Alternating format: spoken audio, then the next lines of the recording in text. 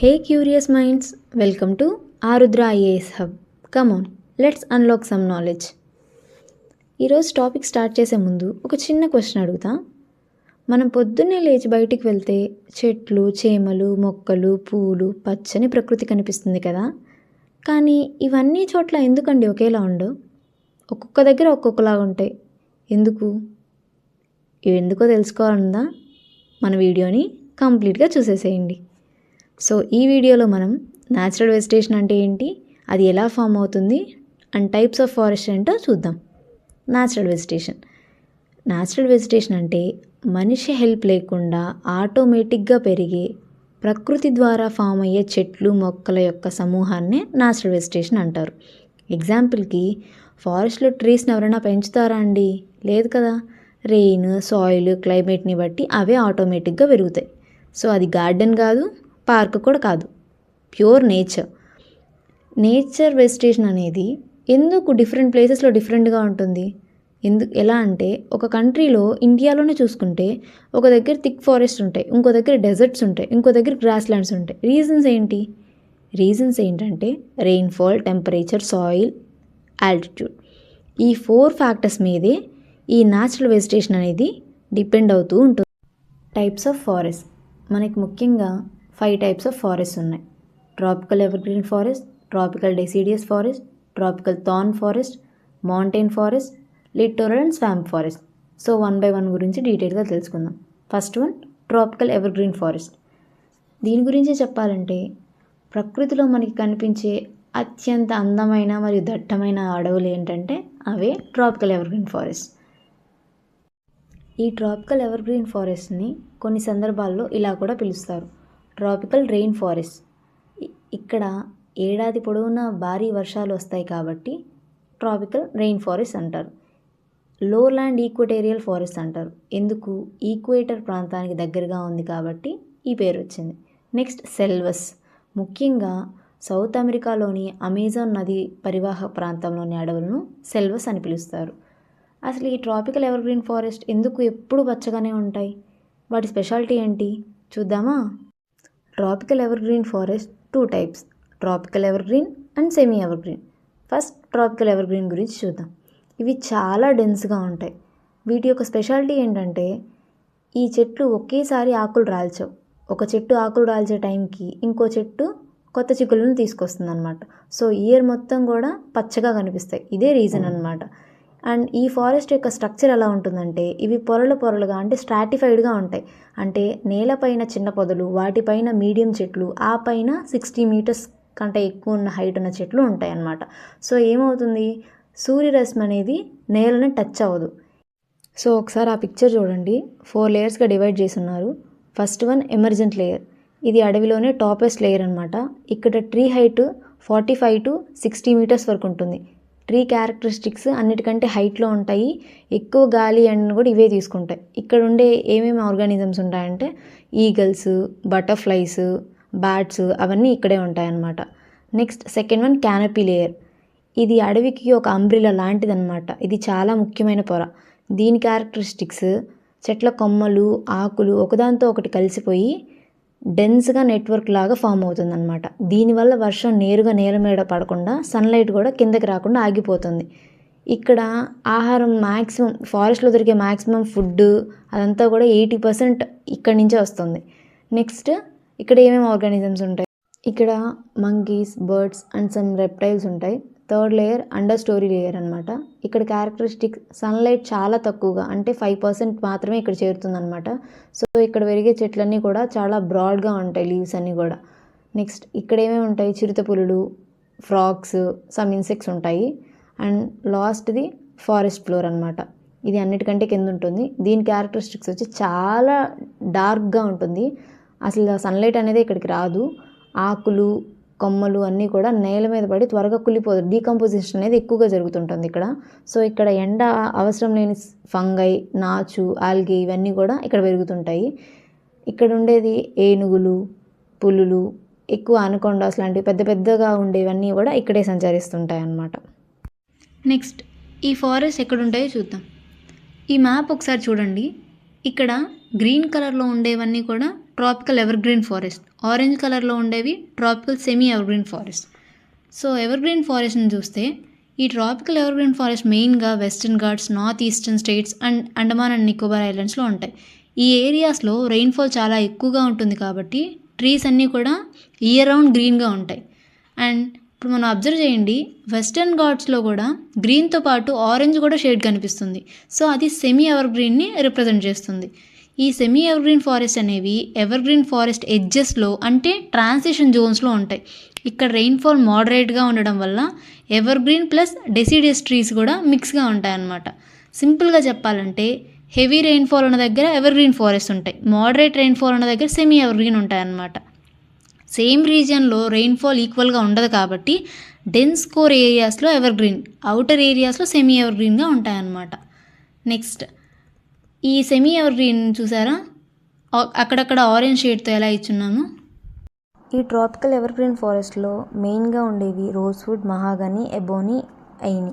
వీటిలో వచ్చే కన్స్ట్రెయింట్స్ ఏంటంటే slow growth, irregular supply, extraction cost and ecological issues, regeneration problem. ఈ ప్రాబ్లమ్స్ వల్ల బ్రిటిషర్స్ ప్లాంటేషన్స్ని ఇంట్రడ్యూస్ చేశారు.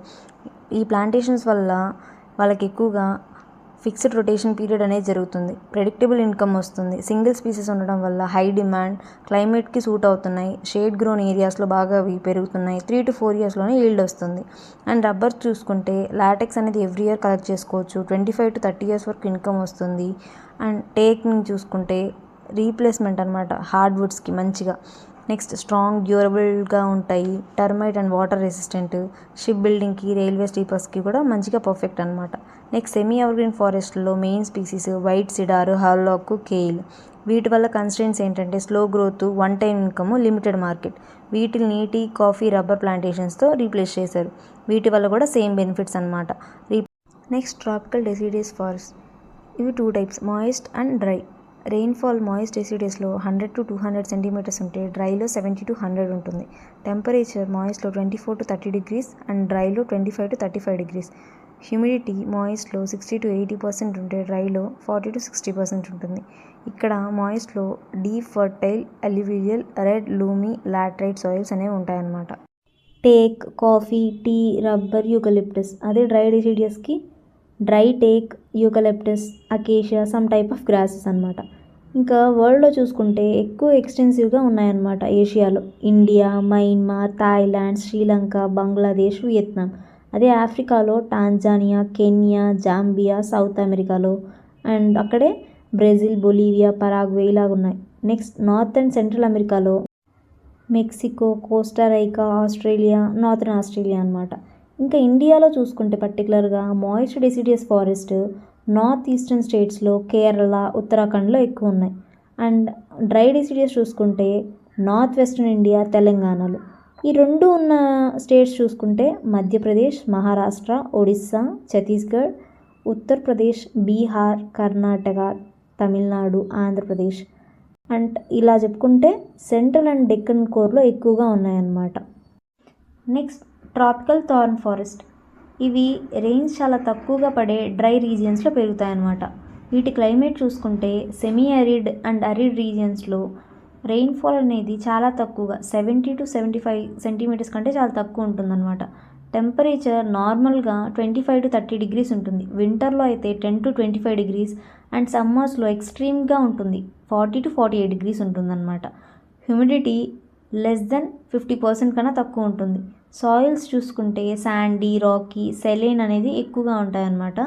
ఫర్టిలిటీ అనేది చాలా తక్కువగా, వాటర్ రిటెన్షన్ అనేది కూడా చాలా పూర్గా ఉంటుందన్నమాట. సో నెక్స్ట్ వీటి యొక్క మెయిన్ క్యారెక్టరిస్టిక్స్ ఏంటంటే, స్పెషాలిటీ ఏంటంటే నీళ్ళు లేని చోట బతకాలి కాబట్టి చెట్లు అనేవి కొన్ని న్యాచురల్ అడ్జస్ట్మెంట్స్ని కలిగి ఉంటాయన్నమాట. సో అడ్జస్ట్మెంట్స్ ఏంటో చూద్దాం. థార్న్స్ అంటే ముళ్ళు, ఆకులు చిన్నవిగా ఉంటాయి లేదా ముళ్ళుగా మారిపోతాయి అన్నమాట. ఆ లీవ్సే, ఆ మోడిఫికేషన్ ఉంటుంది వీటికి. దీనివల్ల ఏమవుతుంది, నీరు అనేది ఎక్కువగా ఆవిరైపోకుండా, ఎవాపరేషన్ అనేది జరగకుండా ఉంటుందన్నమాట. నెక్స్ట్ సెకండ్ది లాంగ్ రూట్స్. ఈ వాటర్ కోసం ఈ ట్రీస్ అనేవి భూమిలోకి చాలా లోతుగా వెళ్ళడానికి రూట్స్ అనేవి చాలా లాంగ్గా ఉంటాయన్నమాట. Third one thick stems. కొన్ని మొక్కలకి తమ స్టెమ్లోనే వాటర్ స్టోర్ చేసుకునే కెపాసిటీ ఉంటుందన్నమాట. సో ఈ క్యారెక్టరిస్టిక్స్ ఉండడం వల్ల వాటర్ లాస్ అనేది ఎక్కువ జరగకుండా చూసుకుంటున్నాయి అన్నమాట. నెక్స్ట్ ఇక్కడ ఉండే main vegetation. Babul, ker, ziziphus, cactus, acacia, palms, ber ఇలాంటివన్నీ కూడా ఇక్కడ మెయిన్గా ఉంటాయి వెజిటేషన్ అనమాట. వీటిని రీప్లేస్ చేసి సుబాబుల్, యూకలిప్టస్, క్యాజరీనా, షెప్స్ అంటే లాంటనా కెమెరా, ఉపన్షియా లాంటివి కూడా రీప్లేస్ చేశారనమాట. ఎందుకు? ఫ్యూయల్ వుడ్ కోసం టింబర్ డిమాండ్ ఎక్కువ ఉంది కాబట్టి డెజర్టిఫికేషన్ చేయడానికి, ఫాడర్ని షార్టేజ్ చేయడానికి, వేస్ట్ ల్యాండ్ డెవలప్మెంట్ చేయడానికి, సాయిల్ బైండింగ్, షెల్టర్ బెడ్స్ ఇలా అన్నిటి కోసం కూడా వీటిని రీప్లేస్ చేసి ఇప్పుడు చెప్పిన ప్లాంట్ని మార్చారనమాట. వీటి లొకేషన్ చూసుకుంటే ఇండియాలో రెయిన్ఫాల్ తక్కువగా ఉండే నార్త్ వెస్టర్న్ పార్ట్స్లో ఎక్కువగా ఉంటాయన్నమాట ఈ ఫారెస్ట్లు. మెయిన్గా రాజస్థాన్లో 60% షేర్ ఉందన్నమాట. తర్వాత గుజరాత్, పంజాబ్, హర్యానా, డెక్కన్ ప్లాట్యూస్లో రెయిన్ షాడో ఏరియాస్లో ఎక్కువగా ఉంటాయి. అంటే ఆంధ్రప్రదేశ్, తెలంగాణ అండ్ కర్ణాటకలో రాయలసీమ వంటి డ్రై ఏరియాస్లో ఈ ఫారెస్ట్లు మనం చూడొచ్చు అనమాట.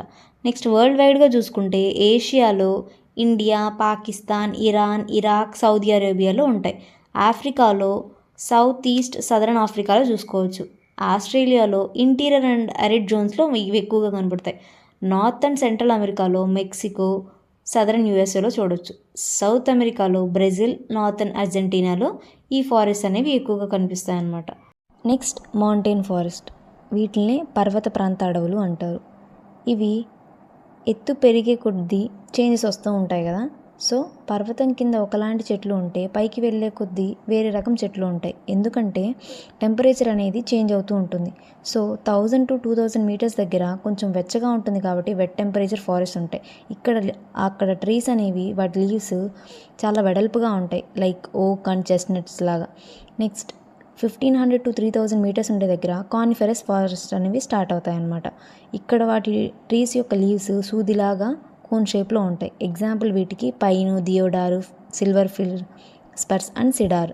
3600 మీటర్స్ కంటే పైన ఇక్కడ చలి ఎక్కువగా ఉంటుంది. సో కాబట్టి మ్యాక్సిమం చెట్లు పెరగవు. దీన్నే ఆల్పైన్ వెజిటేషన్ అంటారు. Next tundra vegetation. ఇంకా పైకి స్నో లైన్ పైకి వెళ్ళే కొద్దీ మాసెస్, లిచెన్స్ అనేవి ఉంటాయి. దీన్నే తండ్రా వెజిటేషన్ అంటారు. ఇక్కడ వైల్డ్ లైఫ్ చూసుకుంటే Kashmir stag, snow leopard, yak, Tibetan antelope, red panda, wild sheep and goats అనేవి ఇక్కడ ఉంటాయన్నమాట. నెక్స్ట్ లొకేషన్ చూసుకుంటే ఎక్కువగా హిమాలయాస్ అండ్ సౌత్ ఇండియాలో నీలగిరీస్లో వీటిని మనం చూడొచ్చు. వీటి యొక్క స్పెషాలిటీ ఏంటంటే వర్టికల్ స్ట్రాటిఫికేషన్. ఇదే దీని యొక్క మెయిన్ స్పెషాలిటీ. అంటే ఒక్కొక్క కొండ పైకి వెళ్ళే కొద్దీ కూడా వేరు రకాల ఫారెస్ట్లు అనేవి మనం చూస్తాం అనమాట. డైవర్సిటీ చాలా ఎక్కువగా ఉంటుంది ఇక్కడ. నెక్స్ట్ కొనికల్ షేప్లో ట్రీస్ ఉండడం వల్ల అక్కడ మంచు కురిసినా కూడా వాటి మీద నిలవకుండా జారిపోతూ ఉంటుంది. నెక్స్ట్ నీడిల్ లైక్ లీవ్స్, సూది లాంటి ఆకులు ఉండడం వల్ల నీరు అనేది ట్రాన్స్పిరేషన్ లాస్ అనేది ఎక్కువ కాకుండా ఉంటుంది. Next soft wood. ఇలా సాఫ్ట్గా ఉంటుంది కాబట్టి వుడ్ అనేది పేపర్ ఇండస్ట్రీస్కి ఎక్కువగా యూజ్ చేస్తారు. బయోడైవర్సిటీ హాట్స్పాట్స్కి కూడా వీటిని ఎక్కువగా అంటారనమాట. ఎందుకు? స్నో లెపర్డ్స్, రెడ్ పాండాస్ అన్నీ కూడా ఇక్కడే ఉంటాయి కాబట్టి. Final one littoral and swamp forest. వీటినే కామన్గా మ్యాంగ్రూవ్ ఫారెస్ట్ అని కూడా పిలుస్తారు. ఇవి భూమికి సముద్రానికి మధ్య ఉండే బార్డర్ ఏరియాస్లో పెరుగుతాయన్నమాట. వీటి లొకేషన్ ఎక్కడంటే మెయిన్గా డెల్టా రీజియన్స్, తీర ప్రాంతాలు, కోస్ట్ రీజియన్స్లో ఎక్కువగా చూడొచ్చు. మనకి మంచి ఎగ్జాంపుల్ చూసుకుంటే వెస్ట్ బెంగాల్లో సుందర్బన్స్ వరల్డ్లోనే అతిపెద్ద మ్యాంగ్రూవ్ ఫారెస్ట్ అనమాట. అవి తెలుగు స్టేట్స్లో చూసుకుంటే ఆంధ్రప్రదేశ్లో కొరింగ, కాకినాడ దగ్గర మరియు కృష్ణా డెల్టా దగ్గర ప్రాంతాల్లో ఇవి ఉంటాయన్నమాట. వీటికి కావాల్సిన క్లైమేట్, సాయిల్. ఇక్కడ నేల ఎప్పుడూ కూడా నీటిలో మునిగి ఉంటుంది. సో వాటర్ లాగ్డ్ కండిషన్స్ అనమాట. ఇక్కడ నీరు సెలైన్ వాటర్గా ఉండి మరియు మంచినీరు కలిసిన మిశ్రమంగా రెండు ఉంటాయన్నమాట. అటు సాల్ట్ వాటర్, ఇటు ఫ్రెష్ వాటర్ రెండు కలిసి ఉంటాయి. ఈ అడవులు విపరీతమైన ఉప్పుని తట్టుకొని కూడా బ్రతకగలిగే కెపాసిటీ ఉంటుంది వీటికి. వీటి స్పెషాలిటీ ఏంటంటే కొన్ని ఇంట్రెస్టింగ్ ఫీచర్స్ ఉన్నాయి చూడండి వీటికి. బ్రీతింగ్ రూట్స్, వీటిని న్యూమాటోఫోర్స్ అంటారు. సాధారణంగా చెట్ల వేర్లు అనేవి భూమి లోపలికి వెళ్తాయి కదా, కానీ ఇక్కడ నేలంతా నీటితో నిండి ఉండే ఆక్సిజన్ అందదు. సో అందుకని వేర్లు భూమి లోపల నుండి బయటికి వస్తాయి, మొలకల్లా పెరుగుతాయి అన్నమాట. వీటి ద్వారా చెట్టు అనేది గాలి తీసుకుంటుంది. Next silt roots. ఇవి చెట్టుకి ఊడల్లాగా సపోర్ట్ ఇస్తాయి. తద్వారా ఏమవుతుంది? సముద్రపు అలల తాకిడికి చెట్లు అనేవి పడిపోకుండా స్ట్రెంగ్త్ని ఇస్తాయి. వివి ప్యారీ.